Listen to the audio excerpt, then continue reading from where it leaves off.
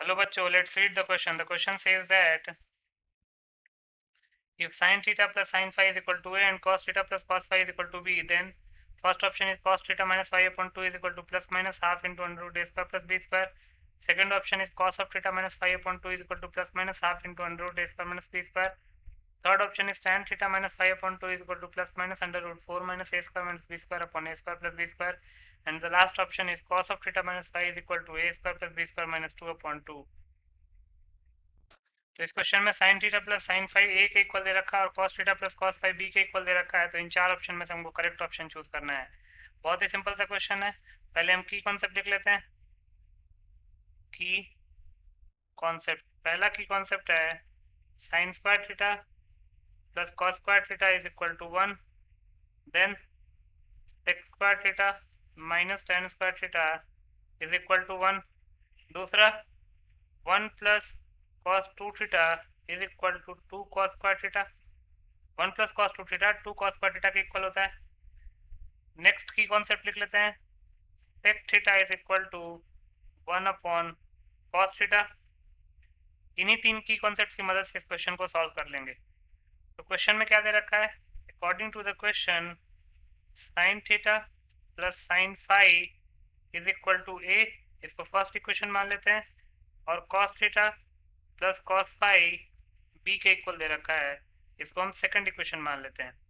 First equation को square करेंगे तो क्या होगा, A square is equal to sine theta plus sine phi whole square. तो इसको लिख सकते हैं sine square theta plus sine square phi plus 2 sine theta sine phi.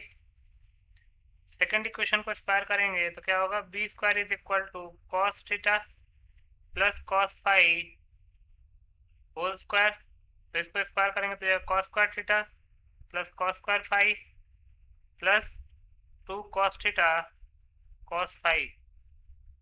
अब दिख रहा है कि साइन फर्स्ट इक्वेशन को स्क्वायर करने पे साइन स्क्वायर थीटा मिला है और सेकंड इक्वेशन को स्क्वायर करने पे कॉस स्क्वायर थीटा मिला है। तो इसको इक्वेशन ए मान लेते हैं और इसको इक्वेशन बी मान लेते हैं और ए और बी इक्वेशन को ऐड कर देते हैं।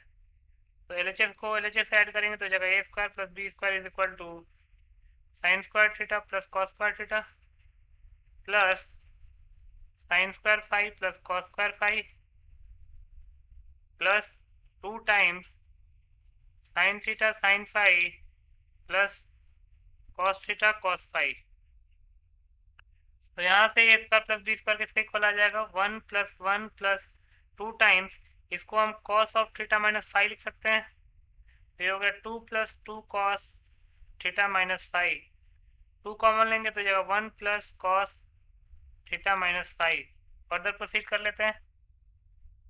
तो यहाँ से A square plus B square क्या आ जाएगा, A square plus B square is equal to 2 into 2 cos square theta minus phi upon 2, क्योंकि 1 plus cos 2 theta 2 cos square theta का इक्वल होता है, तो 1 plus cos theta minus phi 2 cos square theta minus phi upon 2 के equal हो जाएगा। तो यहाँ से A square plus B square आ गया 4 times cos square theta minus phi upon 2।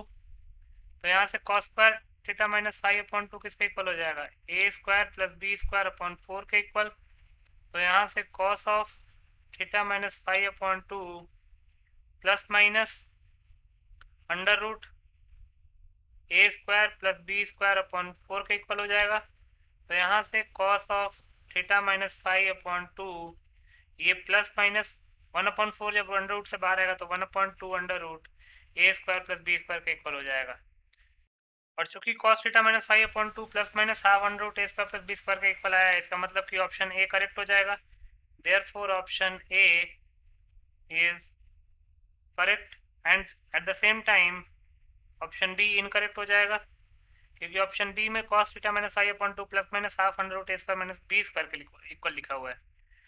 तो इसलिए ऑप्शन बी इनकरेक्ट हो जाएगा। Option B will be incorrect. अब इसको हम बाकी ऑप्शन के लिए भी यूज करेंगे। तो बी ऑप्शन में चलते हैं। बी ऑप्शन में हमको tan theta minus five upon 2 निकालना है, तो लिख सकते हैं tan theta minus five upon 2। इसको हम क्या लिख सकते हैं, under root sec square theta minus five upon 2 minus 1। क्योंकि sec square minus tan square theta 1 के इक्वल होता है, तो sec square theta minus 5/2 minus 1 then under root, उसका अंडर रूट करेंगे तो वो टेन थीटा माइनस 5/2 के इक्वल आ जाएगा। तो इसको लिख सकते हैं 1 cos square theta minus 5/2 minus 1। तो cos थीटा माइनस 5/2 की वैल्यू क्या आई है, plus minus half under root A square plus B square, उसको स्क्वायर करेंगे तो क्या हो जाएगा, A square plus B square upon 4 minus 1।